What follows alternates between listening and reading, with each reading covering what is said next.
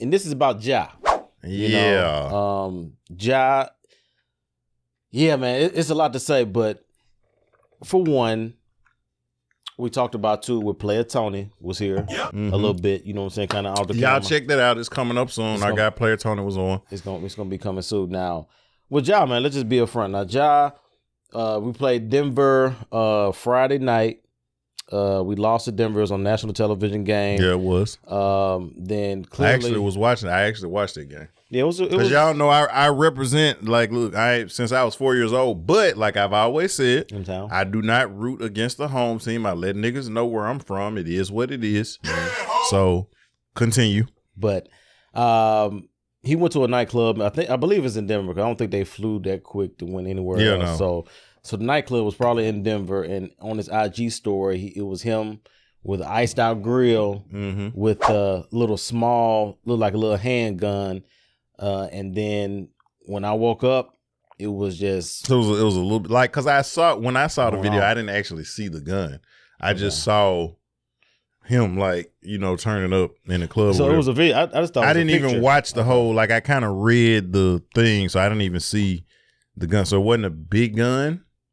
No, it wasn't big. No, so they're tripping off of a, 22, 380? Yeah, it was a small gun. Like, and the rumor has it, like, it could have just been like a lighter that looked like a little small gun. Yeah. You know what I'm saying? Like one of those lighters, right. Which it could have.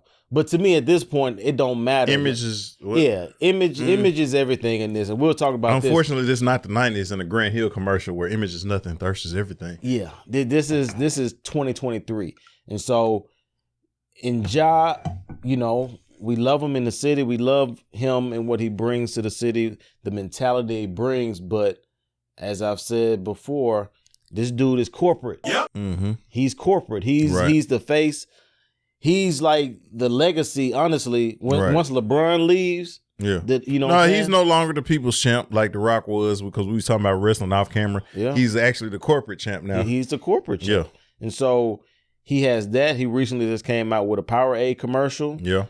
So he's about to take over that brand, all the different colorways with his shoes. So he's corporate now. Look like Kyrie's for some reason. I digress. They Ja/Kyrie's at this point. So they're Jarees? They're Jarees. But he's corporate, and so he cannot make these type of blatant kind of image hiccups that he's been doing. Because just from my perspective, I put out there about Michael Jordan. Michael Jordan has always been, quote unquote, a real nigga on the court, off the court, or whatever. But in front of the camera, in front of his persona, he was always pearly white Mike. Mm-hmm. You know what I'm saying? With showing his teeth and just being, talking how he talks. And so with Ja, I think he has to do he got to be himself. Nobody can be MJ, but he can't put stuff like that out on social media because that's, for one, that's gonna mess up your brand. That's gonna mess up your money, and then in turn, it's gonna, kind of, to me, it's gonna put a bad stain on the city. Like, one of the things I don't like about this quote unquote Memphis mentality, which, this is kind of its brand, just like we've talked about on the show before. You are Memphis. You are so Memphis as well, but you have a certain lingo. You talk proper and you pronunciate your words and do all that stuff. That's Memphis too. Right. There's some people in Memphis that talk just like that. So to paint Memphis as just this, quote unquote, just hood town, and we talk like this and do all that, like, that's only a part of the city. Right. And so I don't want, the city to be painted as we just reckless and do all this stuff like that. Like, that's part of it. Don't get it twisted. But, I think Ja has, bitten off too much that he can chew. Like, seems like he's almost like ingrained into the Memphis hip hop culture to where it's gonna, it's gonna mess up his bread. So something you said, like, and you know this about me, like, never had a desire to leave home. Mm-hmm. Like, the times that I did, it wasn't about I want to leave Memphis. It was like I got an opportunity to do something, and I legit have had some opportunities. I was gonna go to California. That was strictly about music. That was not about I've been to LA, I've been to Compton, I've been to Watts. And after 2 or 3 days, I'm like, all right, I'm ready to go back home. Mm-hmm. You know what I'm saying? I've been to Chicago, been to Rockford, been to Stone Mountain, Atlanta. You know what I'm saying? You be out in Buckhead and all them areas out there. I've been to Destin, Orlando, Miami. I always want, after about 3 days, I'm ready to come back to the crib. Yeah. I'm not one of these niggas that shit on my city. I love my city. I've said on here, if you think this city is shit, fuck you. I don't care who you are. And I still love you, but when it comes to that topic, if you think this city is shit, fuck you. Because I know what you don't. I know what this city is. I know where Memphis is. I love my city. Point blank, period. Mm-hmm. Okay? And to your point, this idea that we're only thugs and gangsters and whatever, it's not all of it. Yeah, I don't like that one. And also to your point, I've told stories on here, been out of town. People here, we from Memphis. Right. Oh, nice to meet you, sir. Nice to meet you, fellas. Hey, fist bump. I get, I get all that. Exactly. Yeah. No, because like when we went to Miami, like they real live was finna try to hustle us. Mm. And then they was like, man, where y'all from? And said Memphis. It got quiet, like it was awkward silence. And it was more of them. It was only 6 of us. It was like 9 of them. So if like we had broke out a fight, they outnumbered us. But when they heard Memphis, they all kind of looked like, and then it was like, oh man, you know what, man, y'all have a good time. Man, dude gave a card. Wow. Y'all need some, man. Y'all hit us up. Don't want no problem. And when people heard we was from Memphis, like for real, like Miami, like I'm talking about, we went in clubs. We got VIP sections. Mm-hmm. Did not pay to get in. Like we went in Rick Ross Club. They was like, y'all from Memphis, man. Instantly, we walked in. They put us right, like royalty. You know what I'm saying? So don't get it twisted. Like, experienced all that. But to your point, I come from a family of educators. It is what it is. I don't take no shit. Yeah, I'm 38106 all day, 38128 all day. You know what I'm saying? I said, Raleigh, South Memphis, Murder 8. You know what I'm saying? South Park, whatever. That's all me. But at the same time, I'm educated.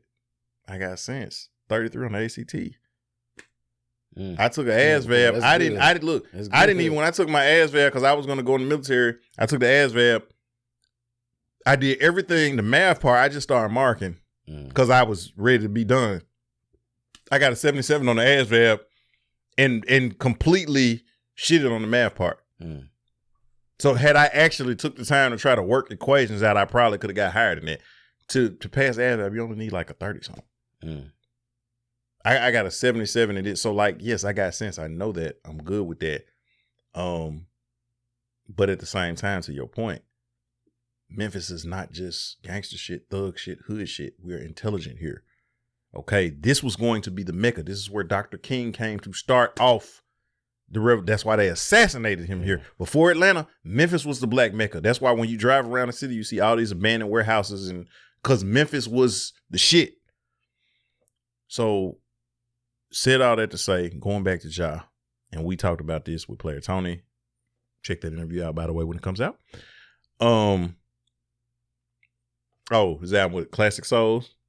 That's the name of his album. He got Classic Souls is coming out. I forgot the name. Yes, Classic Souls is what. Yeah, okay. Classic Souls. So y'all check that out when this interview comes out. It's gonna be after this. And when we said this off camera, accountability, responsibility. 22, 23, you're supposed to be dumb. I did some dumb shit at 20. Look, I was passing the Christ Rocher at 22, and I still did some dumb stuff. Right. You talked about it after you graduated college. Around that time, you did some dumb stuff. Player Tony, when he was on, he talked about doing some dumb stuff at 22. You do dumb shit at 22. But you know my motto, put that phone down. Man. We did this. We haven't done one, and that's on me. I've been slipping. You know what I'm saying? I haven't done any presidential perspectives. We only did one. But I broke down the 10 crack commandments. And what's rule number 1? You never let nobody know what you holding. And number 2, you never let them know your next move. So whether it's a gun or not, if it was a gun, you're letting people know what you hold. Right. You letting people know where you at. If you notice, whenever I post a location and I used to post, because we talk about being in Memphis, Bartlett. Like we talk about, we don't necessarily say exactly where we're at. Oh, y'all in Bartlett. But now if you notice, when I post a location, the most interesting place in the world. Right. Wherever we are is the most interesting place in the world. That's all you need to know. That is correct. That is I'm like the little boy on Instagram. Where y'all at? Don't worry about that. Don't worry about that, sweetheart. Don't worry about that. It's that supply. Like, that's the location, the most interesting place in the world. Because I don't want to, we're not trying to tell people exactly where. I don't need nobody pulling up on me when I'm getting ready to go to work. I don't need nobody pulling up on you when you taking your kids to the ball game or whatever. Use some wisdom. Whoever his team around him is, and he's fortunate. And the crazy thing is his father's around. All right, his father's only a few years older than us. Right. He ain't that like, because he had him young. Yeah. So if he wasn't there with him, and I don't think that he was necessarily, but I'm pretty sure that he vets the people who hang around him. He should, if not. If not, yeah, he should. Yeah. Like, somebody got to be the cooler head. He got to have somebody around him that's got his best interests at heart. That's like, and I'll never forget this. Last year, my birthday, you came out, which is rare. This man don't be coming out. But he came out. We was at the cigar bar. You came out. You met some of the other people like that's in my, you know what I'm saying? You met my guys. And so we're sitting there. You didn't do too much. You had one drink. You know what I'm saying? You had a drink. You know what I'm saying? He ain't smoke a cigar, but he had a drink. You know what I'm saying? He didn't put his pinky up. But before you left, because we was like, okay, we finna hit another spot. And you kept asking me, you were like, hey, are you good? You straight? Well, text me when y'all make it to where y'all going. I'm like, yeah, I'm good. Like, we ain't even done nothing like it. But you were still like the cooler head. Yeah. We grown as hell. Right. But you still look out for me enough to make sure you, my boy, you good. Yeah. Now, we're not 22, like, but you still, man, you good? You show. Man, you know what? Text me when y'all make it to the next location.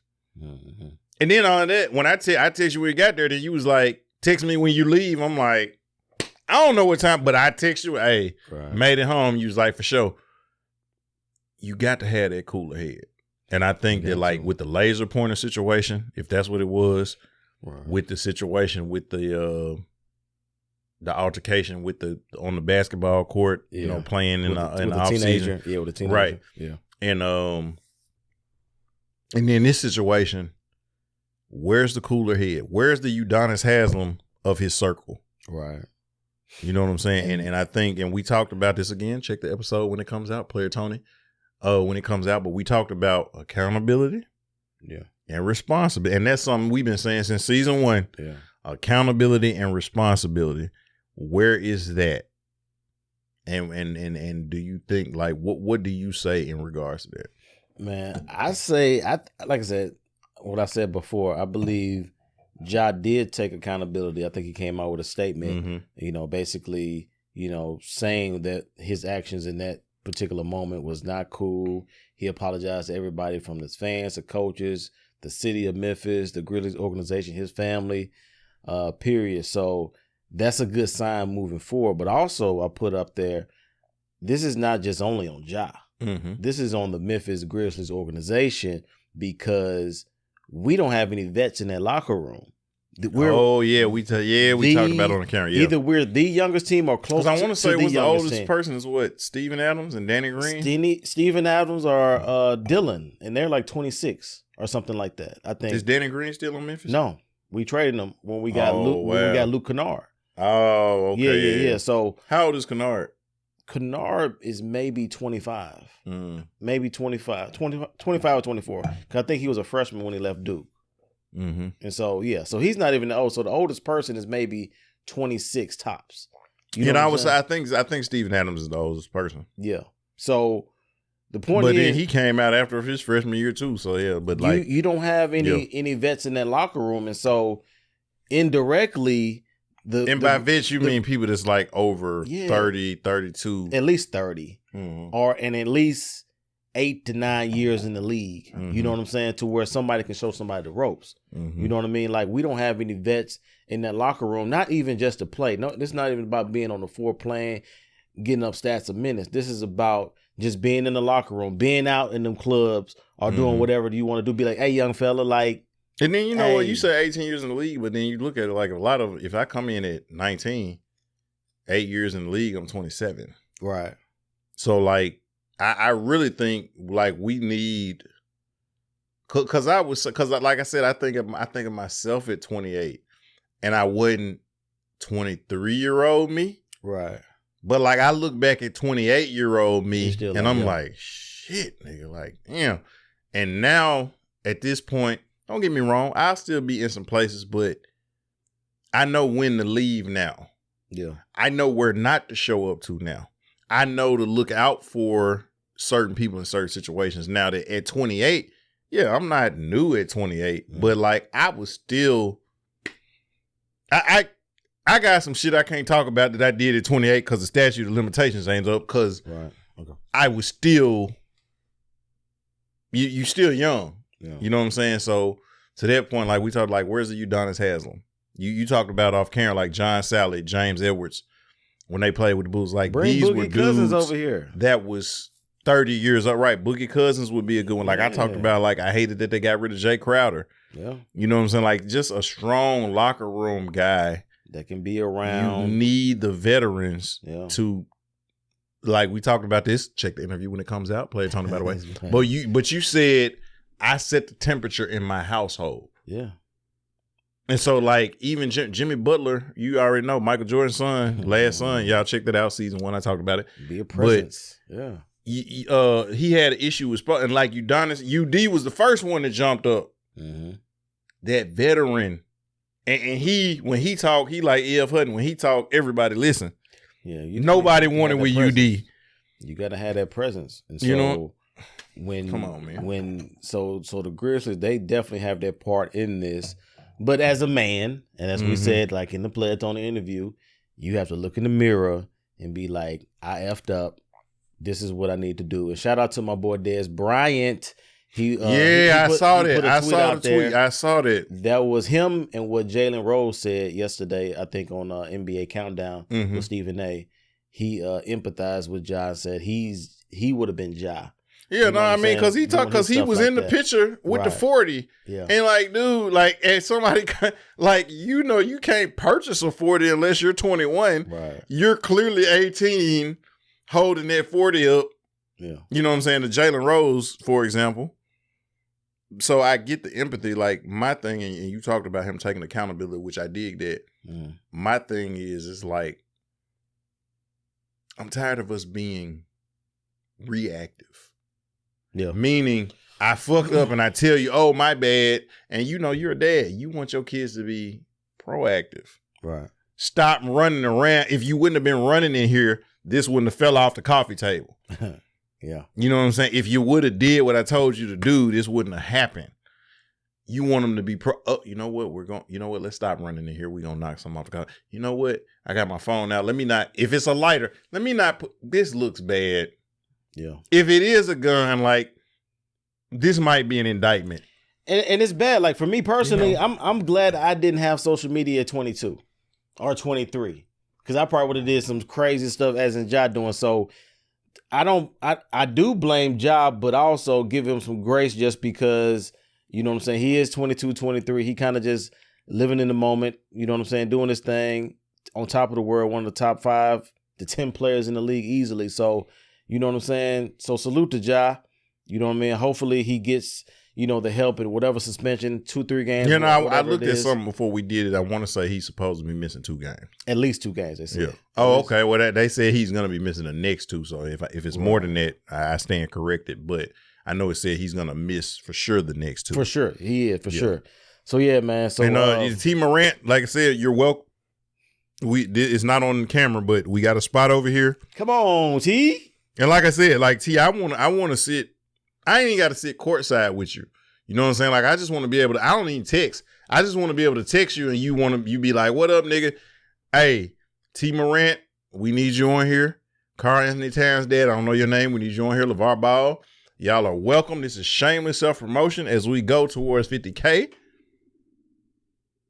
Salute. Arrivederci. Bow.